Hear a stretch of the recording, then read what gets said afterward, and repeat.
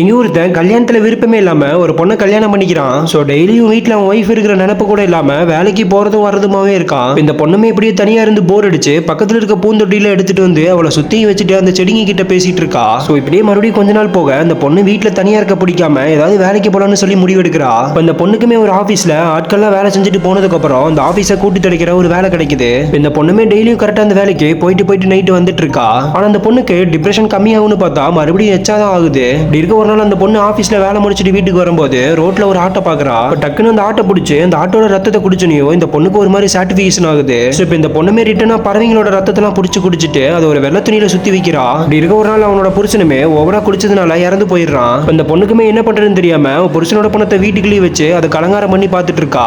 பண்றது எல்லாத்தையுமே பக்கத்து வீட்டுக்காரி ஒரு நாள் மறைஞ்சிருந்து பாத்துறா. அவளையுமே கொலை பண்ணி துண்டு துண்டா வெட்டி ஒரு சாக்குல கட்டி வீசிடுறா. ஸோ இப்போ இந்த பொண்ணுமே கடைசியாக புருஷனுக்கு செய்ய வேண்டிய சடங்கையுமே செஞ்சு அவனுக்கு கொல்லியுமே வச்சிடுறா.